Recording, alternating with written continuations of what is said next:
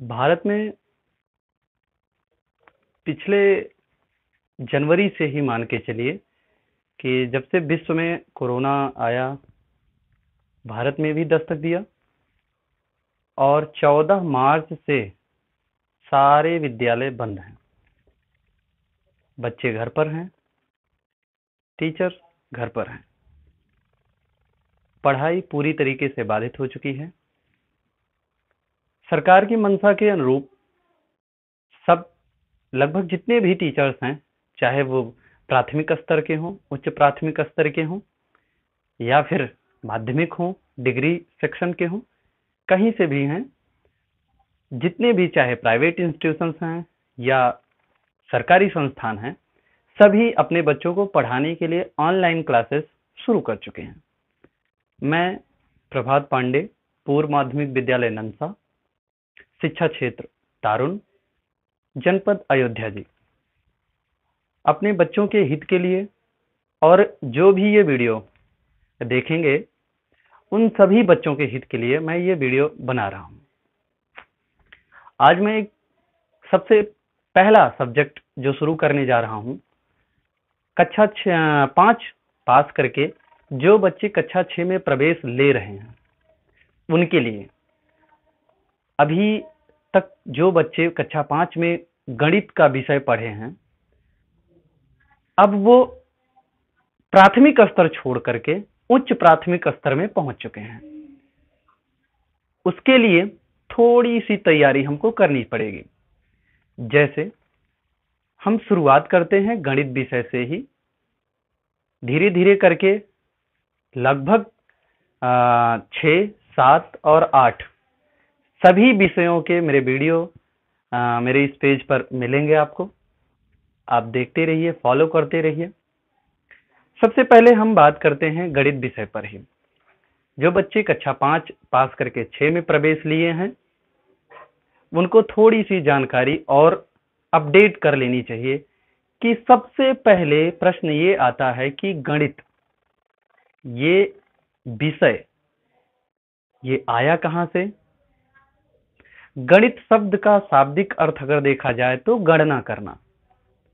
अभी तक हमने कक्षा 5 तक जो बच्चे पढ़ के आए हैं वो केवल 4 ही संक्रियाएं हो सकता पढ़े हों: जोड़ना, घटाना, गुणा करना और भाग करना।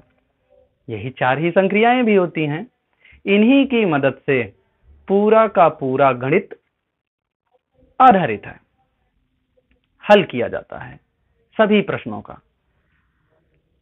अब भारतीय गणित अगर देखी जाए, हम थोड़ी सी चर्चा करते हैं भारतीय गणित पर। अगर देखा जाए कि भारत में गणित की शुरुआत कब हुई, तो वेदों में भी गणित शब्द आया है।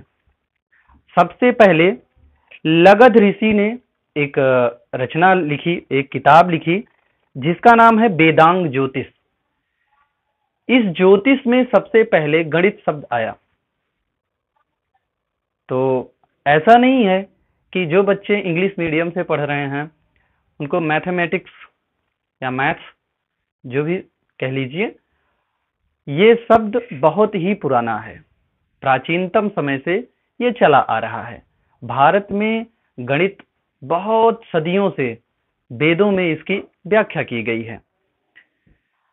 अब लगध ऋषि के वेदांग ज्योतिष के बाद ब्रह्मगुप्त ने पाठ या फिर पाटी का प्रयोग किया, पाटी गणित। और इसी के बाद श्रीधराचार्य ने पाटी गणित नामक एक ग्रंथ ही लिख दिया। तो बात लगध ऋषि से आकर के ब्रह्मगुप्त और उसके बाद श्रीधराचार्य तक आई। यहां से शुरू हुई भारत के गणित की तैयारी। इतिहास जो है भारत का अगर योगदान देखा जाए तो बहुत सारे गणित में योगदान दिए हैं, जैसे स्थानीय मान, शून्य का आविष्कार, अंक गणित, ज्योतिष, बीज गणित, कैलकुलस। ये सभी अगर गणित और आदि भी कई ऐसे दशमलव, ऐसे गणित का अगर प्रारंभिक उद्भव देखा जाए तो वो भारत ही है। अंक गणित में बहुत सारे हैं, जैसे दशमलव है, ऋणात्मक संख्याएं हैं, शून्य है, संख्या पद्धति है जिसको नंबर सिस्टम कहा जाता है, इसमें बाइनरी नंबर सिस्टम है, और भी हेक्सा है, ऑक्टा है, डेसिमल है, तो ये इसी नंबर सिस्टम में आते हैं। परिमेय है, अनंत, अनंत भारत में ही बना, वर्गमूल है, घनमूल है, इनका भी।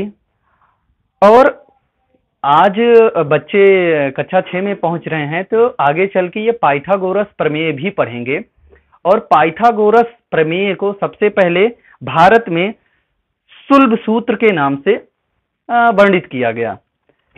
बीज गणित में द्विघात, त्रिघात, चतुर्घात, इसका भी वर्णन भारत में मिलता है। हमारे भारतीय वैज्ञानिक, अगर गणितज्ञों की बात की जाए तो भारत में कौन कौन से गणितज्ञ हुए? हमारे भारत में ऐसे गणितज्ञ हुए जिनका लोहा पूरा विश्व मानता है। जैसे अगर पुराणों की बात की जाए तो याज्ञवल्क्य, बौधायन, कात्यायन, लगध, पाणिनि, पिंगल, ये सभी पुराणों में वर्णित, इनके द्वारा किताबें लिखी गई हैं ज्योतिष पर।